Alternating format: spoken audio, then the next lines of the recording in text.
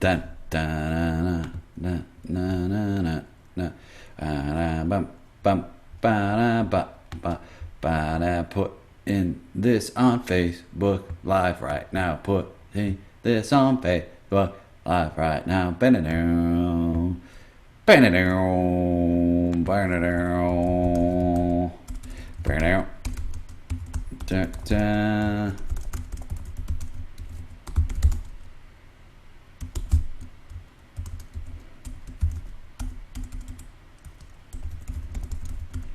Da, da, da, da, da, da, da, ba, ba, ba, ba, ba, da, do, do, do, do, you, do, do, do, do, do, do. Ladies and gentlemen, boys and girls, and everyone therein, welcome to Ask Me Anything About Improv. Ba-da-da, episode 4. All right. Thanks for tuning in. Let me see what we've got today.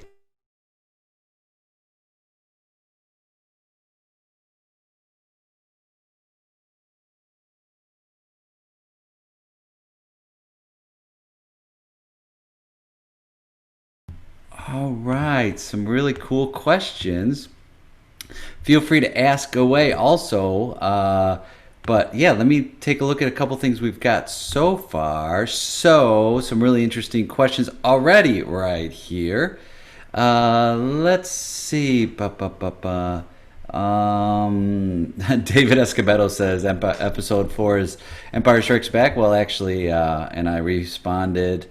Improvcast with Jay and Landon also responded. Oh, by the way, got a big, exciting announcement about an upcoming guest for Improvcast with Jay and Landon. Is an improv podcast I do with my buddy Landon Kirksey. And our next guest, which we're going to be doing the episode tomorrow at this same time, and I believe we're going to live stream it. If not, we're definitely going to record it. Our special, exciting improv guest is, well, in the chat, you take a guess at who you think that is, and I'm going to reveal that our guest at the end of this Ask Me Anything right here.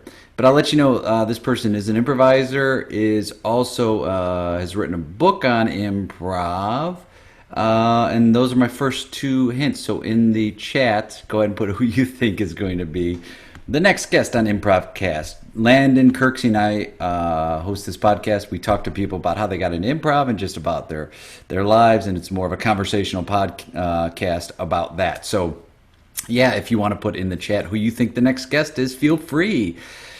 Also, the David Escobedo the Empire Strikes Back is referring to. We did a This Is Your Life David Escobedo show, which was amazing and super fun, and so many talented people on that. And David loves Star Wars and Harry Potter as well. And I was in a scene where I was naming the Star Wars films, and I don't know that much about Star Wars. Like, I do know enough to get by if someone pulls it up in a show. And I remember once when I was in Denmark, our suggestion I think was Harry Potter, and it was myself and I believe who was in that, Flavio and Charlie. And Charlie he's British, and I think of the three of us, I knew the most about Harry Potter, and I did not know that much. And in the show with David, I was just saying these titles with confidence. I wasn't trying to come up with funny titles. I was really trying to come up with either the titles of the films or something that sounded like it would be in that world. And I said Empire of the Sun. I knew there was an empire, and it's Empire Strikes Back. But anyway, in the moment, I said Empire of the Sun, which was like super fun for me. But I was not trying to come up with clever titles. I was really trying to come up with actual believable sounding titles for Star Wars films. So I think that's one question people have is like, what happens when you're in a scene and you don't know the reference, right? Very simple. It's not your responsibility to know the other person's references or the other people's references in your scene. Also with that, you can take it upon yourself to start learning about a whole bunch of stuff, right? So I think improvisers need to know a little bit about a whole bunch of things. So if Star Wars keeps popping up or Game of Thrones, like, go on Wikipedia or ask a friend and just get a base knowledge of it so at least you don't feel like you can't be in those scenes. But there are times where references will come up and you have no idea what it is. That's okay. It is not your responsibility to know someone else's references. So in that case, just default to relationship. Talk to them as if you would talk to your parent or your friend or things like that. That doesn't mean like tell them to not talk about it. It just means, hey, default to the relationship as you go.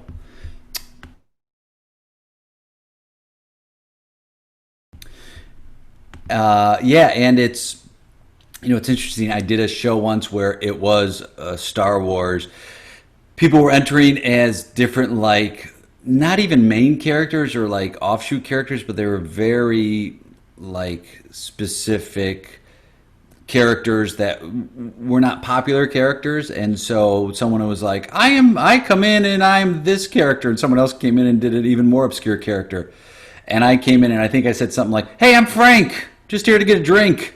I wasn't trying to break the pattern. It just was, I couldn't give a reference that would support that game move.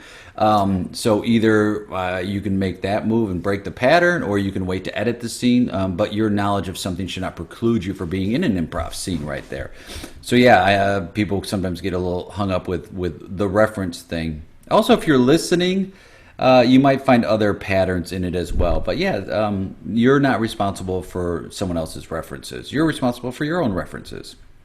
Lakshmi, what are the new ways of physicality that is being made possible by Zoom Improv? Oh, different than earlier times. Well, Lakshmi, you did a move in the David Escobedo show where you actually like started narrating. It was a brilliant move based on the Star Wars films, and you actually like was narrating and moving objects, which was so much cooler because you can actually do that as far as like physicality goes. You can actually create little worlds that we couldn't do on a stage. We'd have to verbalize it and say, we see this, but here we actually can do kind of those things. We can also use physicality as far as like actual physical items, which is like really exciting to use.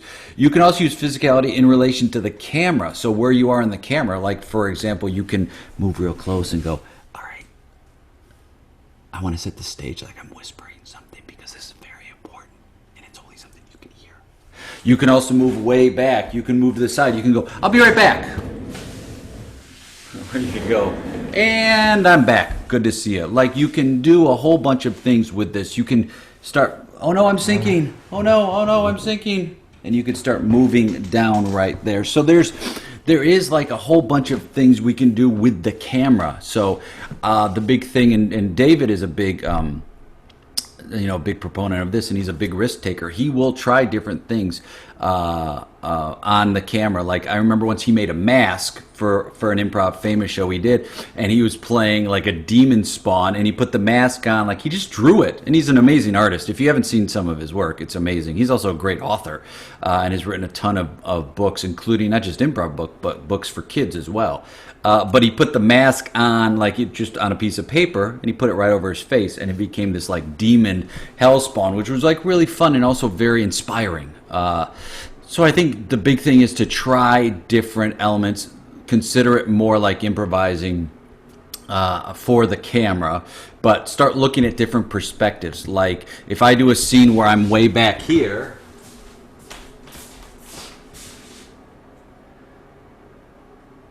and I can walk off,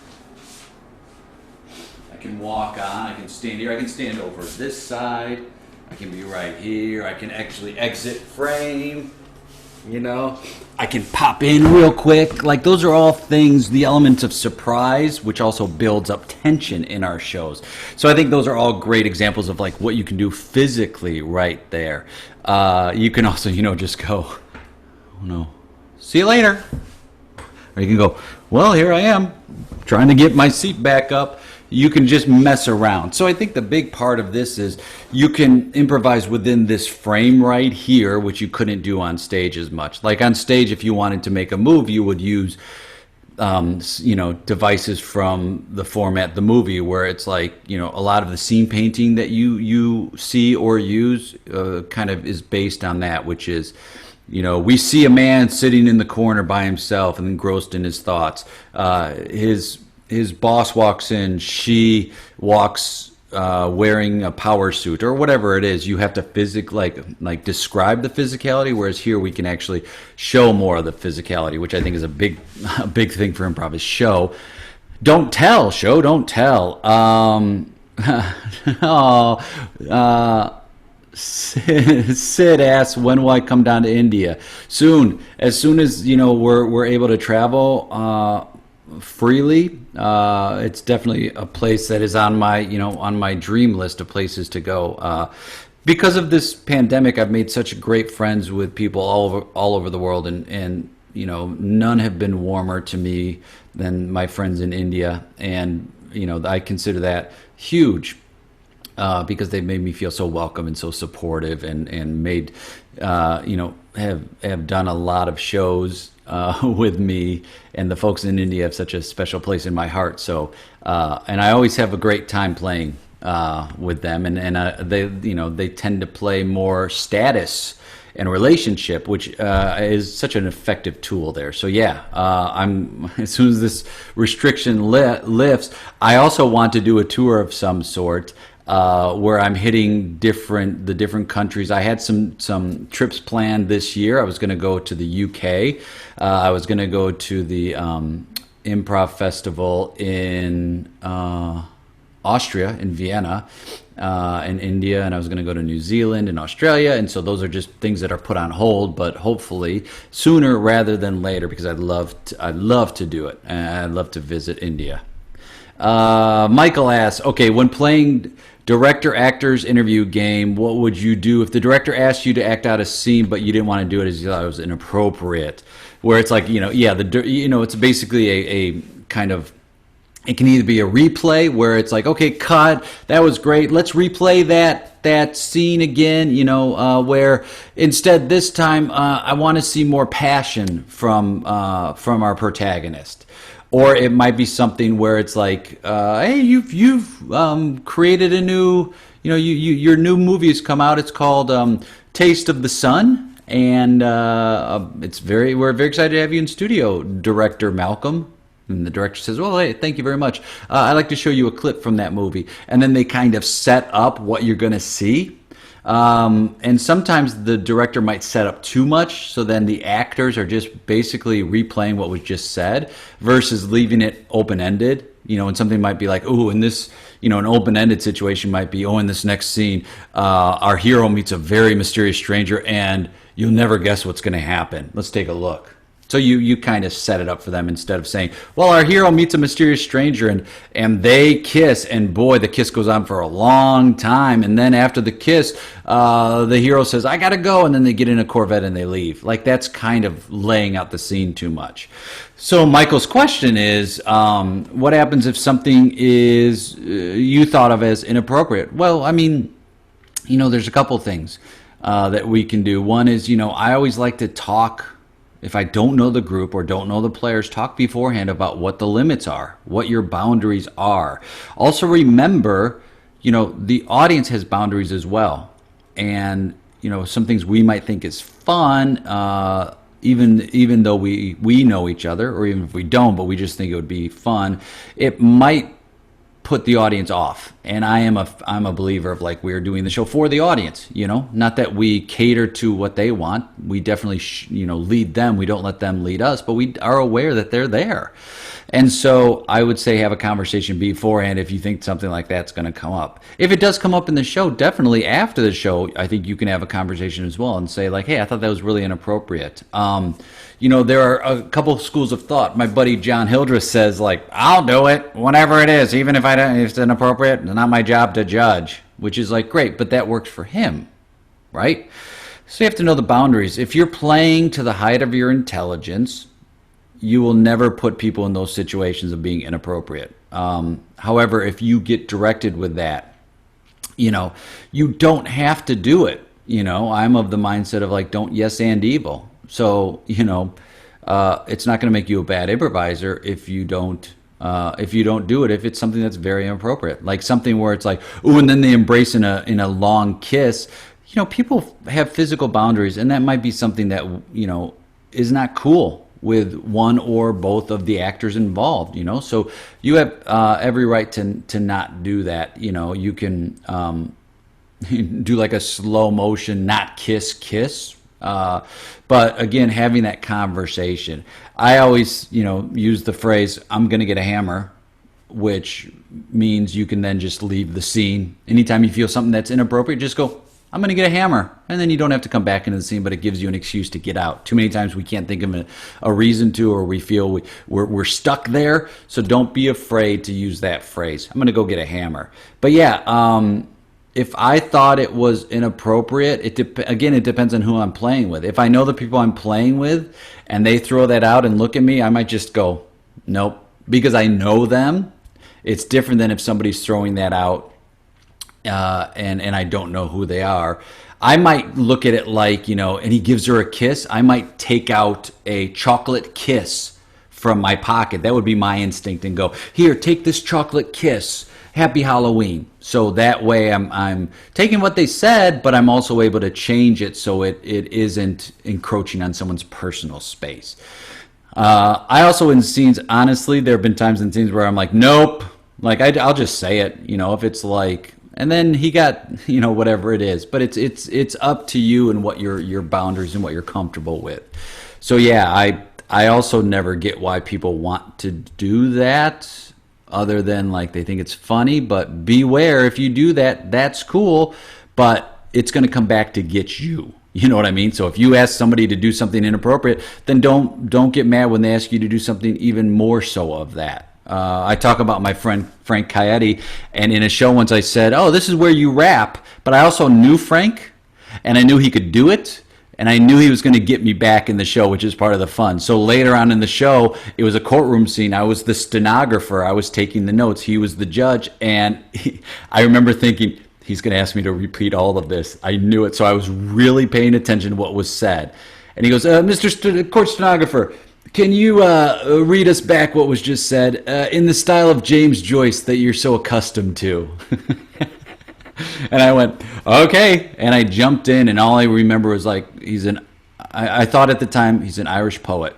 I know that. So I'm going to make this a big sweeping, and I'm going to tie it back in somehow to like nature or the land, but I'm going to definitely have an attitude about me. And after the show, he was like, man, you were right on with that James Joyce poem. And I remember thinking, cool. Yeah, I just made a choice. And I kind of backed into yes-anding myself and then figured it out. It's like you paint yourself into a corner at times in improv. That's the fun. You paint yourself in a corner and then you're like, oh man, how am I going to get out of it? But you always do. So I hope that answers the question. Hey, Mark, wrestlers have walkout music when they come on stage. If improvisers did that when they came on stage, what would your walkout song be? I have a walkout song, Mark. For most of the shows, I love Sabotage by Beastie Boys. I think it's a really hard-hitting song. It's very energetic, and it gets me in a good mood. So Sabotage is like my first walkout music whenever I do a show. I do a show called Improv Famous, which is normally done at Westside Comedy Theater in Santa Monica. And that's the song they play before it. I think it's a great, a wonderful song there. For those of you joining, Landon Kirksey and I have a podcast called Improv Cast with Jay and Landon, and we have a very special guest. We're doing an episode tomorrow, and I'm asking people in the chat to put, who do you think the special guest is going to be? This is an improviser. They have also authored a book on improv. Let me see if I can I'll give you like little clues. Some of these clues will make no sense to you whatsoever. They were once in a group with, I believe, called My Shins, with a roommate of mine, Willie Laszlo. Yeah, chew on that reference for a while, right? Mark, Paul Valancourt. No, good guess. Paul has been on our podcast. So if you look up Improvcast with Jay and Landon and Paul Valancourt, he's been a guest. We're also having Paul back soon because we have like unfinished conversations. I love Paul. Paul's an amazing teacher, and he does a one-man improvised movie. I think it's called Man versus Movie, and he's brilliant. Paul is just brilliant, and the nicest guy in the world too. So if you are looking to learn, reach out to Paul. He will teach a workshop for you. If he has time, he also will play with you. Like I've done a 10 minutes with Paul, and it was just great, amazing. He's just so good, so good. Oh, thank you, Mark. Yeah, the David Escobedo show was incredible. Thank you so much. It was so fun. And if you look at the talent in that group, all without egos, all worked together. It was just like super fun. Hi, Paul. How are you, buddy? Hey, Jayant, how are you? Sid, Elizabeth, oh, good to see you all. I've done 10-minute scenes with you all, Mark, soon, buddy. And Elizabeth, we just did a scene on Saturday. It was great. She's just so like fearless and has such a great comedic mind. So look up 10 Minutes with Elizabeth Softly, and she has a blog as well right now, which I just started reading. It's called what is it, Elizabeth? What's your? I'm gonna find it. Nope, I'm gonna find it right now. It is called. It's a play on words.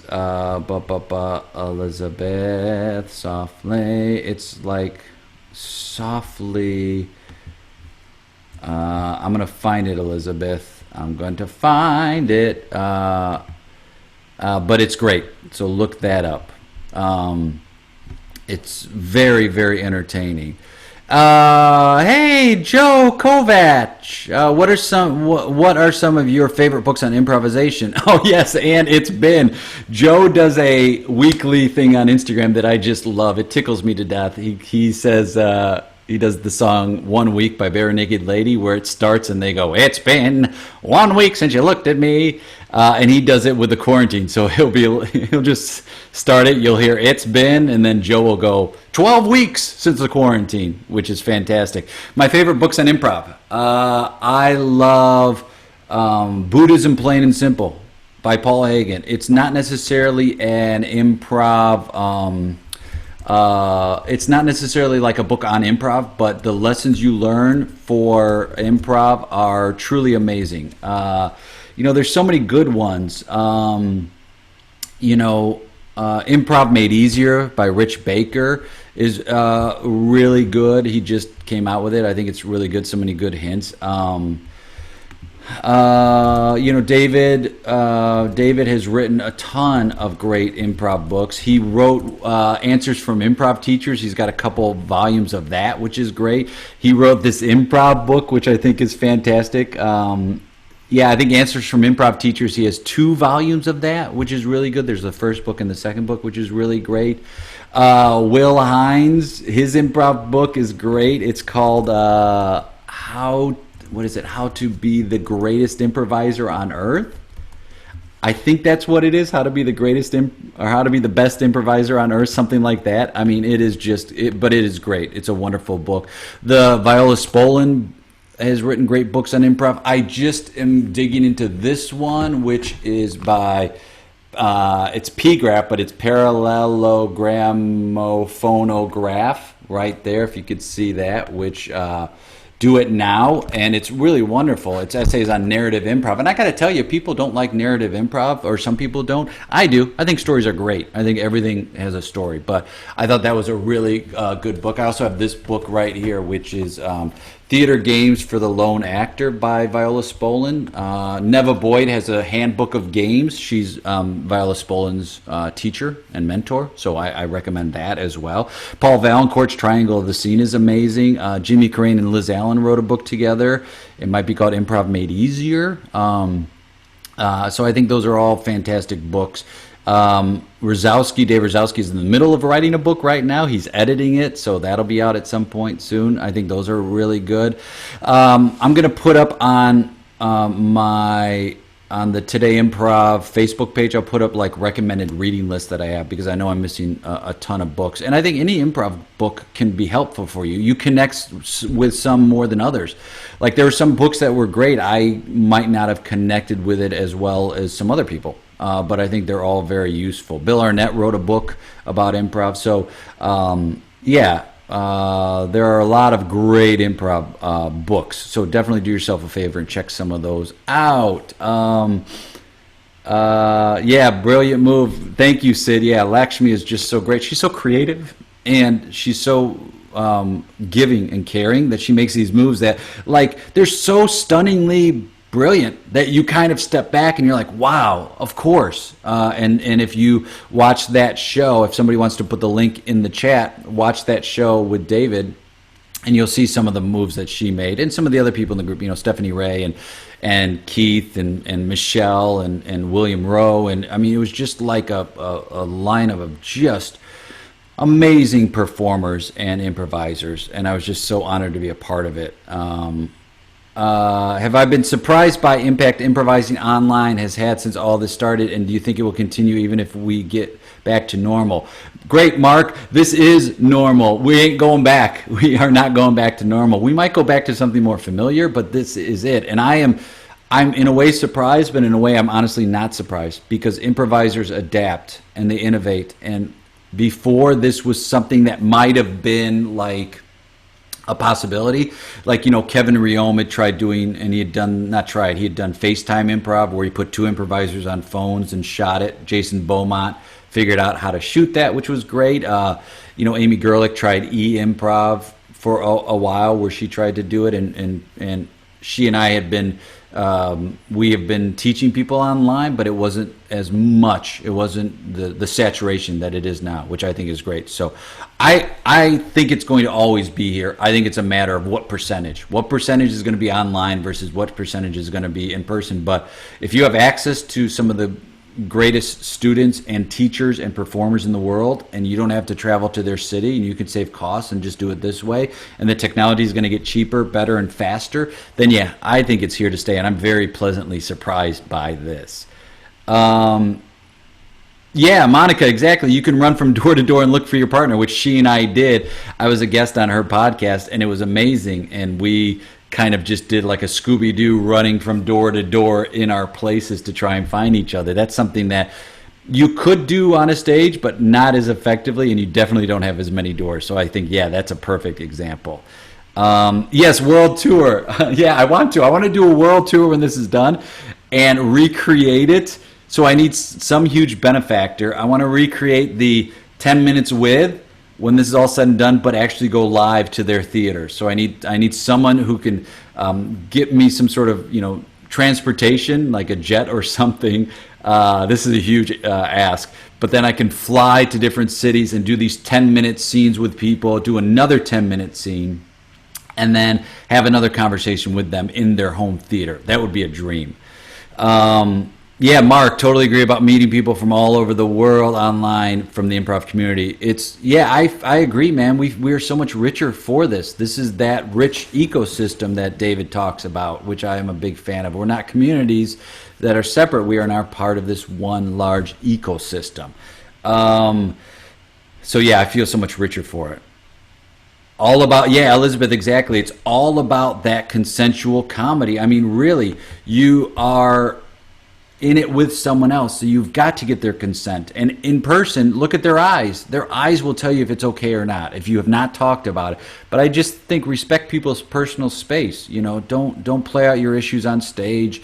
Don't overstep boundaries. Always, until they invite you into their personal space, just don't go in. And talk to them beforehand. That's why, like in a level one, I don't really enjoy scenes where students like invade, like touch each other or things like that. I try not to do that. I've stopped playing the game Arms Expert, which is one person puts their arms behind their back, the other person stands behind them or sits behind them and becomes their arms. I've stopped doing that in class just because of a boundary issue. I'm like, we can do something else. Now, if it's a group that has worked together for a while, like a team I'm coaching, that might be different. But for me, I'm like, well, let's replace it with something else that makes everyone feel comfortable in this situation, because when you feel comfortable, I think you do better work. Tom, whilst in a scene, bonus points for using whilst. How do you deal with a selfish scene partner or antagonist who doesn't want to lose? Oh, for me, very simple. I'll lose. I have no problem with that. It's like, I can't change what they do. And if they don't want to lose, okay, cool. And if they want to be selfish in this scene, awesome. How can I facilitate that? How can I help them be more selfish? How can I help them win the scene? Look, man, you've got so many scenes left. We have so many improv scenes and shows left inside of us that if I'm dealing with someone who wants to play that way, cool. I look at it like, how do I make them look good? And I don't make them look good by asking them to not want to lose. I make them look good by going, all right, I'll lose. It's real easy. It's like, cool, I'll let them be selfish. Like, you've got so many improv scenes left, so let them win that scene. To me, I go, and some of these conversations can be addressed more effectively by the teacher or coach setting the stage and the boundaries so that those then the students and the performers know what is expected of them and what's asked of them.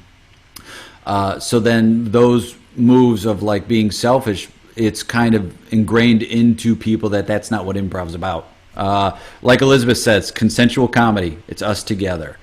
Oh, Emma, yes, a tour. I'm welcome in Liverpool. Thank you. I cannot wait to go. Emma Bird is just an amazing, Liverpool Comedy Improv. I believe that's the name, but she is just a brilliant teacher performer. So if you get a chance to take a class with her, do it, because she's also offering them virtually. And she has created this whole safe space, especially for those who are female or identify as female. She has this Boss Birds improv group, and they do these jams, and it's just such a wonderful thing to see, and I've heard only great things about it. Hi, Monica. Wonderful. Hardcore Softly. That's what it is. Hardcore. I knew it was a play on words. Hardcore Softly. Elizabeth is a great, her journey has gone from like writer and stand-up to improviser, and she's seen the change to like consensual comedy versus, writing or stand-up, which is just very much solo. So her and I did this 10-minute scene, and I think the suggestion was, I don't like the look of this boat. And it just became a fun scene. And it was revealed towards the end that we were actually colleagues on a team building event, which made it super fun. I've done a lot of team building. I love team building. I've done a lot of it. I've hosted and facilitated a lot of team building events, improv and otherwise. And so anytime it's a team building situation, I'm a big fan of that. Anki, hi. Anki, another great improviser, Croatian who's living in Hamburg, Germany, and I saw her do a scene with Nathaniel Montgomery, which was more of a not a comedic. There were comedic moments, but it was more of a really nice relationship scene, and they got to eat a lot of desserts, which I'm a big fan of. I'm a big fan of any scenes happening in restaurants. I just don't think we can have enough restaurant scenes. Thanks, Mark. Love the 10 minutes with. There needs to be an extra day in the week just to watch those. Thanks, buddy. Yeah, it's been such a fun thing for me to do and experience. I did a scene with Chris Alvarado that I rewatched. I started rewatching these, and it was really good. He comes in with such great energy, and it was boom right from the start. It was like bang, it was on. And so I encourage you all to watch that one, because Chris, I think, is so great. Chris and I we're seen as like kind of polar opposites as teachers, but we really aren't. But I'm of the mind, one note he would give to his class is like, don't bore me. And one note I give my class is, please dare to be boring. But we're both trying to get our students to be in the best place they can be, which is just confident performers and believing in themselves. How to Be the Greatest Improviser on Earth. Yeah, Will Hines. That's the name of the book. It's great.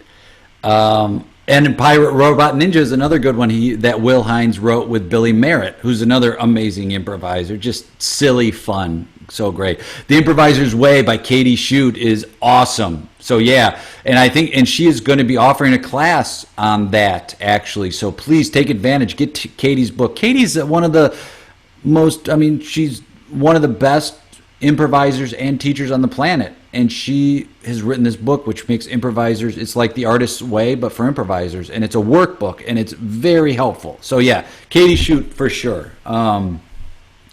Tom Needham, sweep the leg. Steve Pfefferman, what do you do to a selfish improviser? Sweep the leg. Which is a great Karate Kid reference there. Yeah, Emma, stop saying like real life or get back to normal. I mean, this is exactly, this is the reality. Try to be, when you can, find those moments of being grateful for it because it gets hard in this situation. But I think living with gratitude is one thing improvisers know how to deal with. Oh, thank you. Yeah, there's the link for the David Escobedo show. It's just so good. It's just so good. Yeah, Liverpool Comedy Improv and Boss Birds. Yeah, I've sent a lot of people to your jams, Emma, and try to get them there. And I think that's something that we can keep promoting. But it's such a when you have jams like that, I feel like there are different moves that are made in those jams that aren't made in other jams. And it allows people to have so much more growth and feel more safe right there. And I think safety is a big part of what we need to establish in improv is a safe space to learn, to grow, and to perform.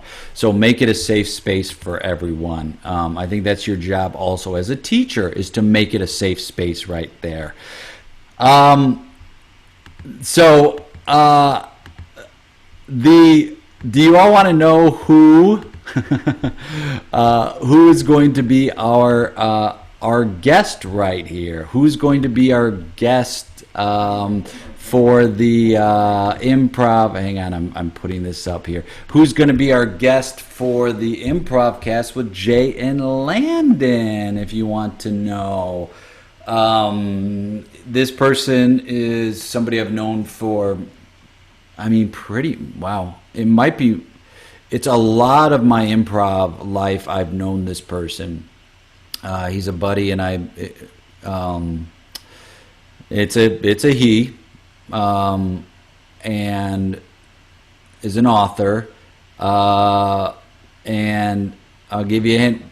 Landon and I tried to have him on once before, right when the pandemic hit, and we had a little technical difficulty, so we wanted to reschedule it. And so. Yeah, we're going to meet up. I think we're going to broadcast it live on, through our Improvcast with Jay and Landon Facebook page, which I will put in the comment here. So if you want to like that, that'd be great. That's what it's going to be in. But yeah. I'll give you another quote from a teacher of mine, a guy named Stephen Colbert. This person who's going to be on, it's not Colbert, it's not Stephen Colbert. However, the next guest on the podcast is in a two-person group, and Colbert said one of these people is the greatest improviser on the planet, and the second one is better. Hey, David Escobedo, good to see you. Oh, and John Michalski. So John, thank you for joining, John. John Michalski is like an improv legend. He was part of this place called the Improv Institute. He helped start the Second City Training Center out here in LA. His brother Jeff Michalski is one of the founders of the ETC Theater in Chicago and a mentor of mine. John was part of this Improv Institute, which was like, he was part of the group before there was an IO, before there was an Annoyance Theater, before there was a Comedy Sports, before all of those were popular. He was part of, the early movements of building improv.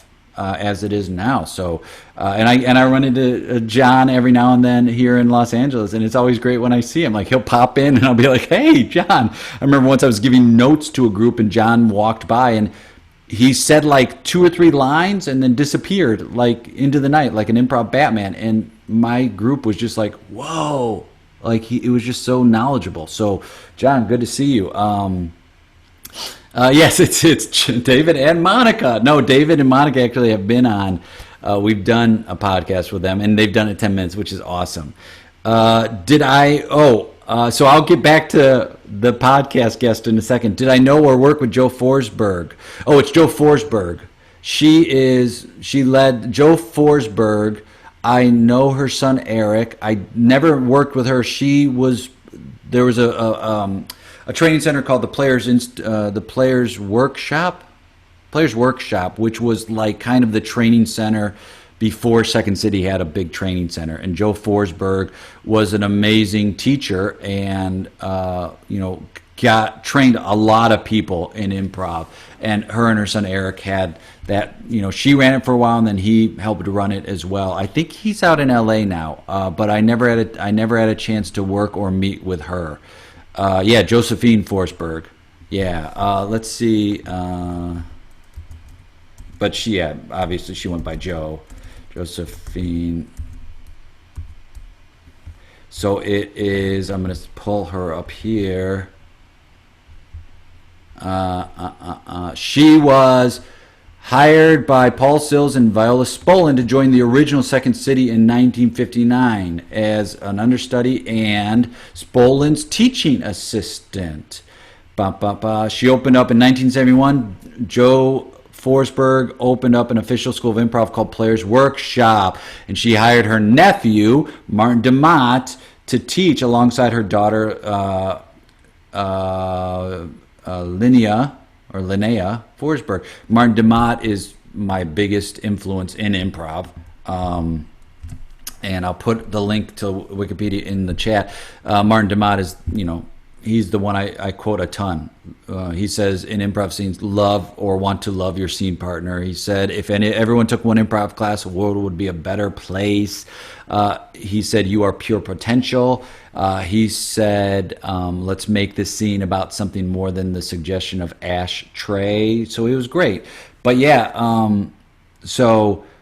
and then in 1980, Josephine Forsberg's son Eric joined Players Workshop as a director. He worked with David Shepard to develop a competitive improv game, which I think turned into the Improv Olympic. Yeah, one of her students, Sharna Halpern, joined forces with Shepard to help bring. So Eric Forsberg and David Shepard developed this competitive improv game called the Improv Olympiad. And then Sharna was a student of Josephine Forsberg, and she joined forces with David Shepard to bring the Improv Olympiad and turn it into the Improv Olympic. And then replace the short form game format eventually with the Herald. Although at I.O., in between the acts, they would do a short form game called The Dream. Or I remember sometimes in between the groups at I.O. or Improv Olympics or Improv Olympic, either one at the time. In between the teams would be like we would play replay or we would do a blues jam. So it wasn't, short form games have always been a part of long form development right there. Yeah, hi Jackie. Jackie, a great improv student, now teacher and performer, and I love Martin DeMott. From Monica, I want your energy. Where do you get your energy? She's talking about you, David, because David is full of energy. David, you are one of the most energetic people I know right there. I love Martin DeMott, and I think he is just an amazing. In fact, let's see if I can come up with. I have a whole bunch of. Here's Martin DeMott right here. I'm going to put this in the chat there, which is great. A truly amazing man. Here, here, I'm going to put some of his quotes. You can research them here, but he says, some of these, the improv is like the hokey pokey. You got to put your whole self in. You do not have the right to use this art form to feel inferior. How about that? You do not. I mean, that is such a great quote. And I'm going to pull it up right here because I think it ties in something really nicely to what I've been talking about here. But here, this is a Martin DeMott quote, which everyone needs. You do not have the right to use this art form to feel inferior. That is such a great quote right there. Here's some more. I mean, I should just quote and paste some. These are all Martin DeMott quotes right here, which are just truly amazing. Here's another one. You know what intimacy is? It's into me you see. It's allowing someone to know who you are when you have all these defenses to keep them from not knowing. So those are all Martin the Mott quotes. I mean, they're just brilliant, and he was just so ahead of his time. This is one of my favorite ones, too. No one will ever follow you down the street if you're carrying a banner that reads, "Onward to mediocrity." So good. Oh,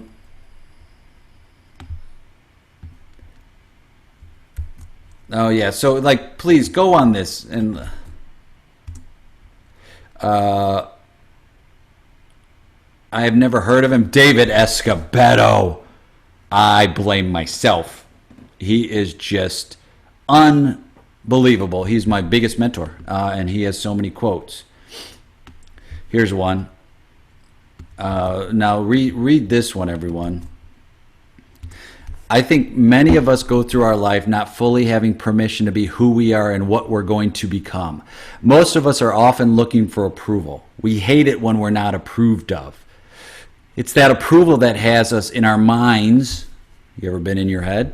Worrying about what we're doing as we're doing it, trying to figure out whether or not it's appropriate or will be accepted. We walk through our lives like we're on our first date, trying to see if we're appropriate and trying not to step on other people's toes. Cautiously, prophylactically, for fear of not being approved of. In this work, there's only approval. I mean, he's just brilliant. Like, I love Martin de Mott so much. And here's one more, is like the mysterious Martin de Mott. Please, David especially, but everyone read this one. It is just, I mean, he's just brilliant. He's a brilliant guy. Man, he's missed every day. And his sister Patricia is on Facebook, and yeah, it's just, wow, he's just unbelievable. Such an influence on me and so many people, so many countless people, including, I believe, the guest that's going to be on the next Improv cast with Jane Langdon, who is, wait, hold on. How do I think improv will, hi, Stefan. How do I think improv will develop within the next 20 years? And do you think there will be as big a change as seen with the movie streaming services, or what do you think? Yeah, I think, Stefan, I think what's going to happen is eventually we're going to have the option of virtual reality and being, dealing with artificial intelligence with improv, and you'll be able to say, I want to do a scene with Steve Carell or with Amy Sedaris or with, anybody you can think of. And you'll be able to do that. You can recreate that person. You'll be able to improvise a scene with them right there. And I think it'll be a global audience, even more so than it is now. So I think the sky's the limit. I also think there are going to be some inventions that are going to happen we can't even fathom right now. I mean, if you look at how long the internet's been around and how quickly it's developed and evolved, I mean, nobody really had that idea, 30, 40 years ago, to be like, there's going to be this information superhighway. I mean, people might have had the idea, but it was not common. And we didn't have the reference to understand of what it could be. And now we do. So I think the technology is going to change. I think it's going to be better. I think it's going to be more effective. We're going to get used to playing online, and it's going to be something that will continue to grow and evolve, and people will continue to make use of this for sure. Justin Seidner, hi. Use your strength in the service of my weakness. I love that. That's a great quote. Justin Seidner, I worked at Improv Olympic, or IO, for years, and Justin got the loudest laugh I ever heard in this show. He was doing a scene with Carolyn Miner, and she said they were playing these old crotchety parents. And she was like, we have, they were doing kind of like a documentary show to the audience. And she's like, we have, 4 beautiful children, is like kind of how she had done this what seemed to be like a minute monologue about it.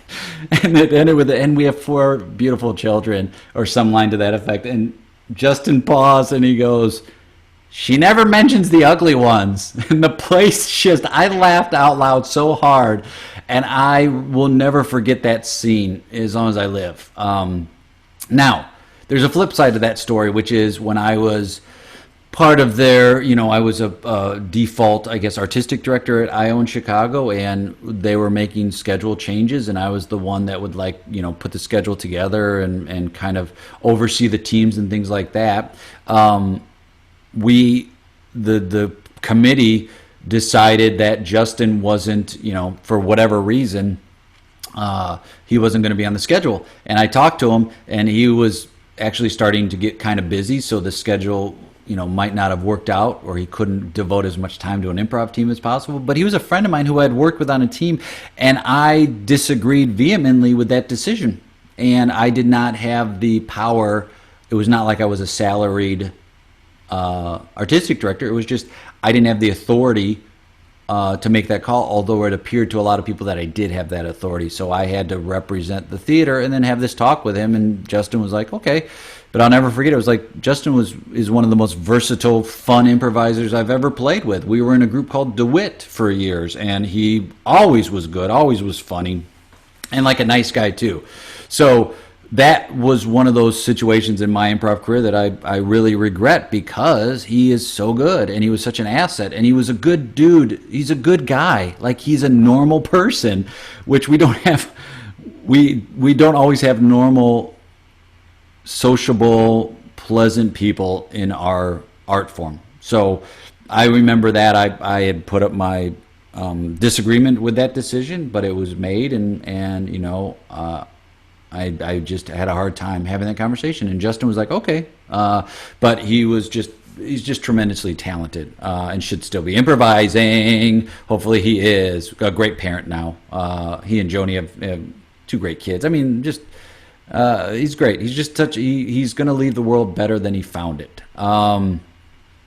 Hazel, my brain had forgotten about that lag when I saw this text appear in the comments before I heard you say out loud while typing, those are all Martin DeMott quotes. I was very confused. How could he post this before he typed it? Yeah.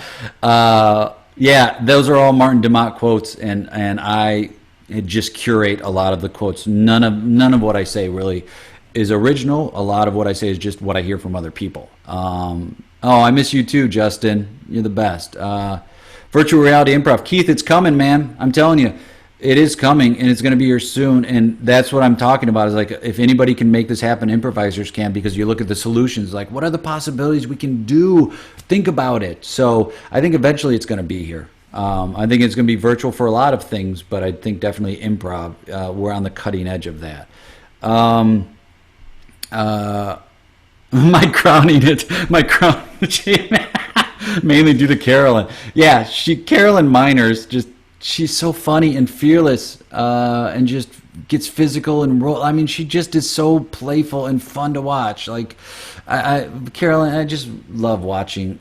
I loved watching her perform. She was just so great. Yeah, I mean, you should have been there. That response he had, it was like one of those, wait for it. And I remember watching Justin, and there was a twinkle in his eye, like, as she was talking. And they were very playful. It was a very playful relationship with him and Carolyn in that moment. But I remember I knew he had a response. That was the thing. I watched the twinkle in his eye, and then he just said it. It was like one of those, he had very few words in that scene, but he brought the house down. And it was also because of what Carolyn did to set him up to do that. Too many times people get jealous that somebody else gets the big laugh. It's like, no. As an improviser, your job is to give the laugh. Don't get the laugh, give the laugh. It might change how you look at this. See, Carly, yeah, some of her teens are already doing virtual reality improv online on their own. And I think that's it. I think, younger people are so used to this technology that they're going to start playing around with it. And it's up to people who aren't as experienced to learn and on your own figure out how this works. And so, yeah, I think, there are a lot of people who are doing some really, just some like crazy fun things. Like Sarah Davies is doing some robotic improv type stuff over in the UK, and I think she's kind of on the cutting edge of that. Roy down with P-Graph down at the Hideout Theater. Roy Yannick is doing and very interested in the virtual reality, the artificial intelligence space right there. So I think it's really exciting, and the possibilities are just like tremendous. And now that I'm excited because I don't think people are going to go, well, improv online is done once things get back more familiar. No, I think this is here to stay, and we just keep evolving and growing it for sure. How do I teach someone to? Hi, Nathaniel, a great improviser and teacher. How do I teach? Carla also. Carla is teaching a workshop. Anytime you get a chance to take a workshop with Carla, do it, because she was part of that show too. I mentioned earlier, the David Escobedo show, and she was just she's just great. So if you can learn from her, do yourself a favor and learn from her. Yeah, thank you, David. Yeah, Roy's doing a ton with virtual reality. How do I teach someone to be more playful? Oh, Nathaniel, easy. I might do something like, if I'm live in person, I might have them actually play the game tag. The game where you're running around as kids, tagging. I might tell them, obviously, with people's personal space, I say, tag very gently, like on the shoulder. I tell people, if you don't feel comfortable with this, that's okay. You can step out, like you don't have to do it. I might have them play short form games. That's the best way to get people to be playful. I encourage them to fail. I'll do a game where maybe it'll be really hard to succeed, because then we're all watching them fail. I'll choose my most playful exercises and games I like to play, but I definitely teach them short form games. That's a way for people to get in the sense of being playful right there. I might do a dubbing game where somebody provides the voice of another actor. That's a fun one. Conducted story. I love playing conducted story, where you have a conductor and you point at people and they talk when you point at them. I encourage laughter. I encourage applause. I encourage people to fail. So there's all ways I look at it to be like, how can I make it just playful? I also then will go, if I want to be playful, I'm going to give little to no notes at all. I just want to get them up playing, get them up doing. So the more they do, the less they're going to be in their head. And I think when you're playful, you're not in your head at all. Episode 4, a new joke. Yeah, exactly, Denny. Or a new choice. New choice. That's a great one, Mark, is to play the game New Choice. Nathaniel, get people to play the game Pardon, which is like an internally called new choice, where you're in a scene with someone, and at any point, either of you can say pardon, and your scene partner has to take back what they said and rhyme it, which I think is very fun. Forward, reverse, where you call reverse and they reverse the action of the scene and then forward. Any of those games that just allow for play and that will mess up, it's designed for us to have a hard time achieving the task. I think those are really fun. Sometimes I have people, I stole an exercise where get them to get Play-Doh and then say, okay, I want you to create you're going to create you using Play-Doh. And then have each person then use those Play-Doh as themselves to do a long form piece, like a herald. I think that's really fun. So they're not doing it themselves; they're using the Play-Doh figures. I might have them do the worst improv you can ever do, or do the most pretentious improv you could ever do. Anything like that, I think gets them in a sense of play more than ever. Philippe, Philippe is a friend of mine who is an improviser, but I don't think has ever taken an improv class or will perform. I mean, he's an improviser because he yes ands and supports. I met Philippe when I was a village entertainer down at Club Med. And I actually did try to get an improv group there. I worked for Club Med for about a year, and when I was I believe I was in the Bahamas, I tried to get, I might have asked Philippe to do it, and Mike D, who was a DJ, and then this guy, a tennis guy named Bart Simpson. His name was Bart Simpson, but that wasn't his real name. But I tried to teach an improv workshop, and then I wanted to get some of the people who worked for Club Med together to do an improv show. I don't know if I asked Philippe to join, but he's just got an improviser mindset, which is great. There's Roy. He's found a good VR stage options, but haven't set up a show yet. Thoughts are bubbling, though. Yeah, I think within a year, Roy's going to have something in the VR space for sure. And I think, yeah, and also with Carla. So Roy, you and Carla might want to talk, because she says, Carla O'Brien Dingle says some of her teens are already doing virtual reality improv shows online. So they might give you some ideas. But I think it's here, and I think virtual improv is here to stay. And so, yeah, I teased it about who the next guest is going to be. So our improv cast with Jay and Landon, We're going to be doing our next episode, recording it tomorrow. I think we're going to stream it live on Facebook. I want to make sure. I think we're going to do that, but nothing else is going to be recorded and sent as an audio episode. So this is your last chance in the chat. Who do you think that guest is? I've already given a hint. It's a male, someone identifying as a male. I've known them since the early 90s, a very long time. They've authored an improv book. Stephen Colbert said of them and their scene partner, one of them is the best improviser on earth. The other one is better. And Carla guesses TJ. Are you talking TJ Combs, TJ Mannix, TJ Jagodowski? Which TJ Ford? Which TJ are you talking about? And I will give the reveal of who it is. David says Will Hines. I've had him on. We've had him on our podcast. It's not going to be Will, although I might have Will back because he's such a great guest. My 10 minutes with Will is so fun. He's so fun. Will is one of those guys that I cannot stop laughing with when I'm on stage. TJ Hooker or William Shatner, huh? TJ Connor.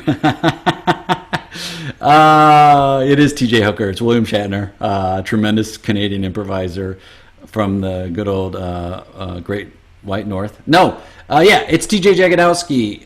So TJ is going to be on it. We're going to talk to him about how he got his start in improv, and we just have a conversation. It kind of goes from there. We probably will spend a little bit of time in the Remember When Old Man land, where we can talk about some of the shows we've done.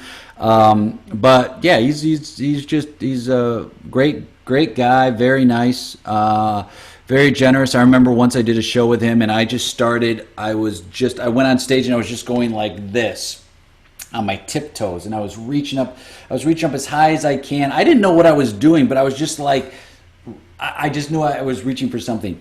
And he just walks on stage and he goes, "Yeah, you a little bit farther. Yeah, I think Dad's keys are there." Like, he just defined what it was. Like, that to me is the mark of a great improviser, is like, I didn't know what I was going to do, and he just came on and looked at what I did and said, what could this be? What's he trying to do? And he just added the context to it and added so many brilliant moves. So, Improvisation in the Speed of Life, which he wrote with Pam Victor and Dave Pasquazi, and they talk about that. And I think one of Dave and TJ's phrases are "dare to be boring." So that's going to be happening tomorrow, everyone. Today I've got a couple of wonderful. I'm doing some 10-minute whiz coming up. One is with Alex Fredera, who is in the UK, who I'm looking forward to doing that with, and one is with Shannon Stott, who I believe she's in Austin, Texas, and I've never met either one of those in person. I've had conversations with them. I've seen some things, Shannon had posted some videos, and I really dig her vibe, so I'm excited to work with her. And I've had conversations with Alex, and I dig his vibe, so I'm very excited to work with both of them. So that's going to be coming up in just a little bit right there. His name means berries. Does it really, Monica? That's great. Yeah. So thanks everyone for tuning in right now. Like I said, I'm going to be trying to do these once a week. Good luck to all those parents out there who are trying to make it work with online schooling. I'm in the midst of doing that myself, and so it's, if you know a parent who has young kids, especially, like I would say under, 6th grade, although it's hard for all parents who have kids at home right now. But if you have some friends who have the younger kids, give them a little shout out, give them a little call, see how they're doing, because it's not the easiest thing to try and organize kids' school schedule and also do online and keep them in front of the computer. Like, my kids we have correspondence with teachers through 3 or 4 different apps and websites for one school.